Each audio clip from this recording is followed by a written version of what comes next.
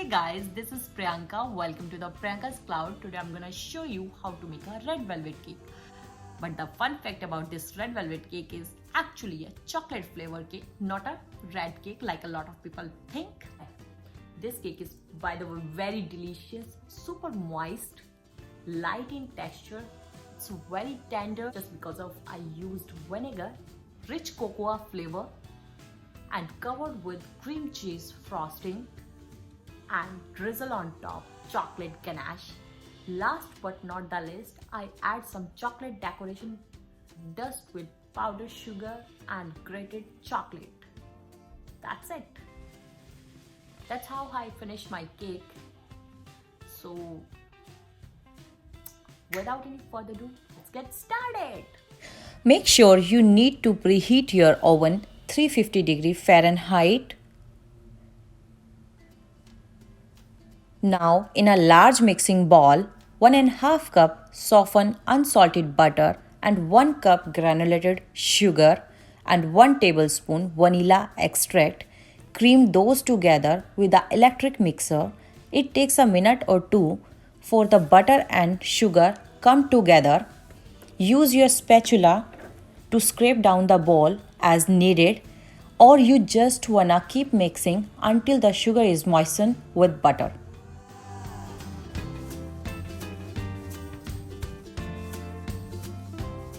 Next, you need 3 large eggs at room temperature. Add those one at a time, beating well with each addition and blend it together. Scraping down the bowl as needed. Keep mixing until well blended. Instead of eggs, you can use sweetened condensed milk over here, and quantity will be 1 egg equal to 4 tablespoons sweetened condensed milk. Next, here I have 1 cup at room temperature buttermilk, and into that I'm gonna stir it 1 tablespoon white vinegar.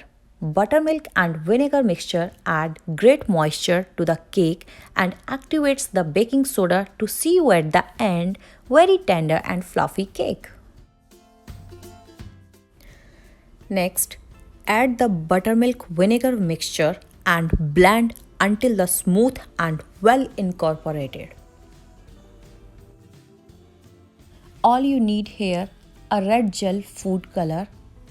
Here I'm using 1/4 teaspoon red food color. If you want darker than this, feel free to little bit more to add.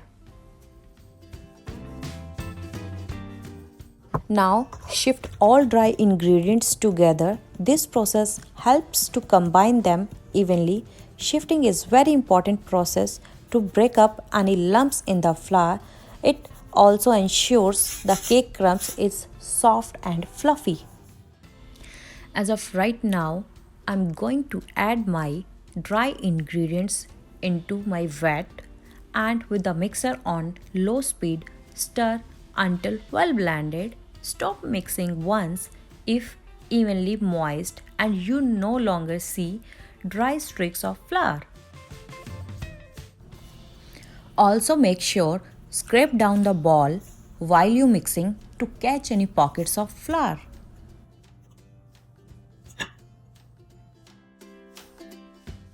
Pour the cake batter equally in 2 cake pans. Use the spatula to spread it evenly and bake the cake on 350 Fahrenheit for about 30 minutes or until the toothpick comes out clean.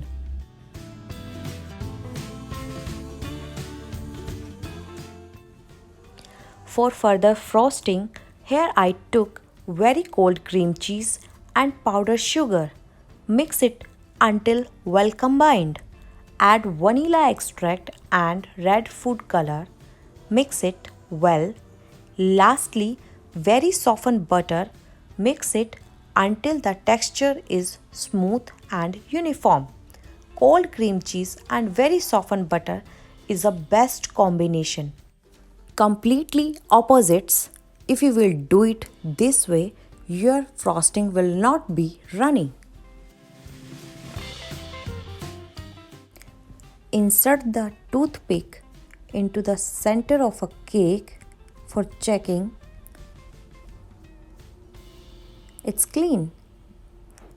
Take it out from the oven and let them cool completely. After 5 to 7 minutes, turn them over and let them cool from another side as well. Now it's time to assemble a cake. Place that first cake layer on a serving platter. Here I am using parchment paper under my cake. Put a big dollop of frosting on the top of bottom layer. Spread the frosting evenly to the edges of the cake using an offset spatula. Place the second layer top side down. Due to this, you will get a smooth and lovely surface. Use generous amount of frosting for the second layer. Next step is crumb layer covered all the way around to catch up all the crumbs. We are not gonna to make this cake perfectly smooth. We want to give it a rustic finish over here. Next, we have to make a chocolate ganache. Here we have 1/3 cup of milk chocolate and 1/2 cup of white chocolate. Put it into a bowl and melt it in a microwave. Combine the melted chocolate with 1/4 cup of hot cream and stir it until well blended. After that, add the red food color and stir until you get an even color. So fast forward, you have to add the ganache. You can add either with the piping bag or you can use a spoon, just kind of drag to the side and let it drip down.